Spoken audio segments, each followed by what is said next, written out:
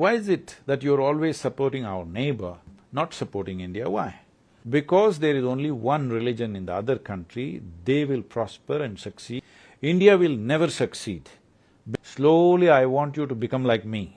Don't grow a beard, okay? I'll try not to. There are many people also, and I wonder if you agree with this, Sadhguru, that religion now is being used as a weapon of sorts to polarize, Always. What is to now? target. Always it's been used as a weapon. I'll give you a few examples. No, always I'm saying. For over 2000 years it's been used as a weapon. And how do you stop that then? Because right now, see, it's become a political rallying point, it's become a social one as well. You're talking only about India or the world? About India, let's focus on India. I'm saying across the world, religion has always been used as a weapon. And religions have conquered nations, religions have conquered cultures, religions have erased cultures, religions have established themselves as powerful entities. Nothing new about it. Why is it so new? But how do you combat it then? Because it's leading to a lot of poison in the society. You see terms like love jihad coming up, even in this kind of a case or even otherwise. You see terms like love jihad coming up. There's a case in Kerala where there are allegations that a church is stalling development of a port. How do you kind of draw the line here and say that this is where we stop religion from becoming a poisonous tool? See, specific incidents if you take like that, you know the reality of those incidents. I don't have to educate you. You are the journalist, you know probably more about it than I know. So leave those specific situations. As a phenomena, you're looking at it, you must understand aggression of religious forces being on an aggressive mode is not today's thing. Have you forgotten our history?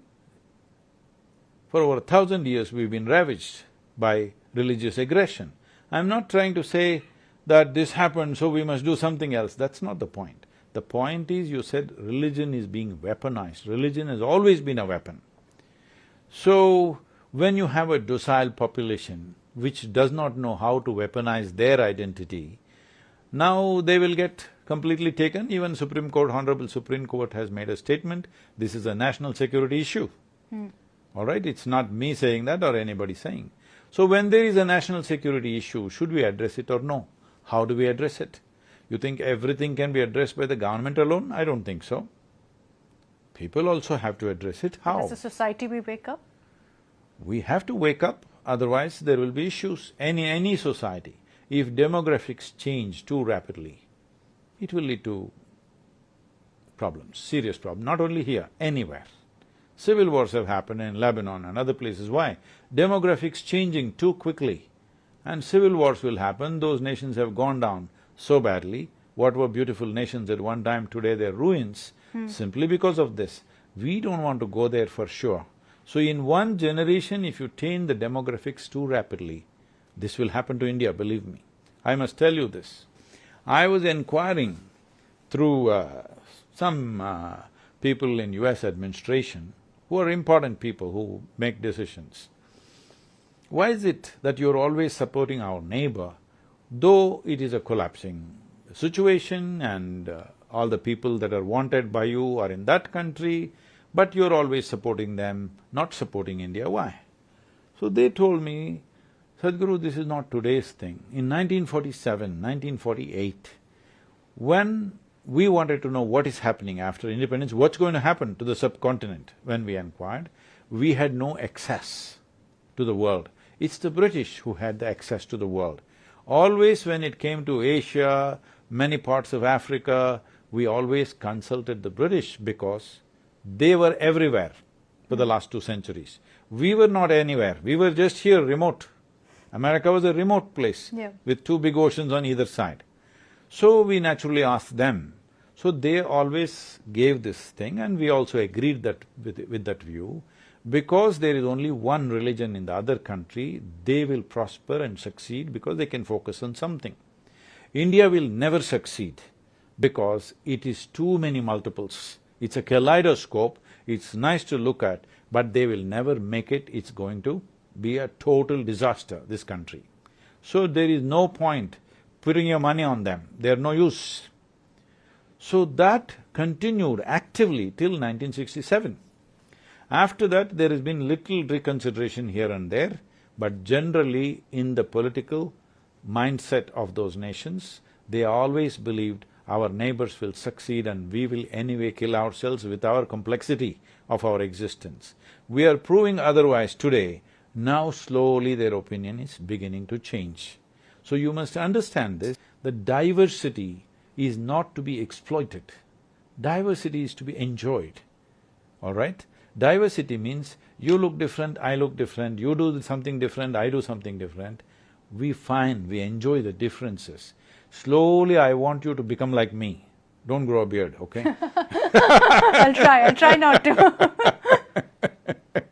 So that would be a disaster, but that is a disaster that is being caused by certain people who don't understand the value of diversity, value of everybody, a whole mixture of people being here and still being able to be okay with each other. So when that is not valued, certain problems will come. It's very important, I think it's very, very significant that Supreme Court said what it said, because it is not a question of religion, it is a question of national security, changing demographics. I want to focus on one more aspect. It's something that made headlines recently, Sadhguru. I'm not sure if you saw it, but the images of your beautiful Isha Foundation was all over the news of the Adiyogi. You were also there. I've visited. It's a beautiful structure. Just like you, others were also visiting. But were you concerned? Because I know, I've been there, I know anyone can enter, anyone can visit that beautiful center. So were you concerned when you saw what happened? This is what I'm telling you. This concern is very deep inside everybody in India. Whether you people in Delhi acknowledge it or not, people who live in the country, these concerns are deep because somebody believes absolutely that this is wrong, it should not exist, all right? So, we are in a culture where if there are 5 people in the family, 5 people are worshipping 5 different gods and we have no issue with them. Is it happening in your own family also? Somebody will be worshipping this god, somebody that god, no problem. That's why we keep 2 dozen, so that whoever can choose whatever you want, it's okay. This is total democratization of religion, you can worship whatever kind you want. So when this is on all the time, when something gets little more active than just in their thought process, naturally there'll be deep concern. You should see millions of messages from across the world that's coming to me after they saw that picture. I said, relax, you may become… you suddenly woke up. We've always been alert to this. And can somebody cause damage? Maybe they can. But even if you ask a question if it is wrong, in my fundamental ethos of life and this culture's ethos, a question is never wrong, only an answer can be wrong. Hello? We can ask any kind of question. You can ask any kind of question to me. I'll make the most of this now. You can. But if a question is wrong, that means enquiry is wrong, seeking is wrong, wanting to know the truth of it is wrong. But when you ask the question, you must know, question is not a way of insulting somebody, question is not a way of being smarter than somebody, question is a tool to dig deeper because you're eager to know, all right? Question is a tool to dig deeper. This is why if you look back and see, even when the so-called divine entities came in this world, in this country rather, people only ask questions. They could never give us commandments. Krishna comes, picks one guy that he knows very well. That guy has hundreds of questions. Shiva comes, he wants to speak and his wife freaks him with questions. You look at Mahabharat, whatever, wherever one yaksha comes up, he asks questions, some other guy comes, he asks questions, I must tell you this. We were trekking in the Kailash region about 3-4 years ago, and I had a group where nearly over 32-33 nationalities were there. So one Indian person who's living in United States stood up to ask a question in one of the satsangs. So he started asking a question, he's an Indian man, question inside a question, inside a question, inside a question. The question went on for 8 minutes. I said, stop, all these other nationalities, they're all looking, their eyeballs rolling, they're getting confused, they can't even figure out what's the question. I said, see, this is an Indian question.